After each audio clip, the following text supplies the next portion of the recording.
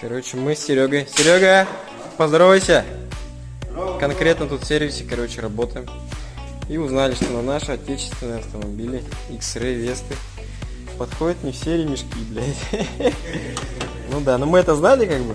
Клиенты наши не знали, которые перепробовали все ремни, все фирмы, все заменители. Перепробовали на этих двигателях. С роликом, который натягивается автоматически, так подводишь, все, натянулся. Две фирмы нашли, две.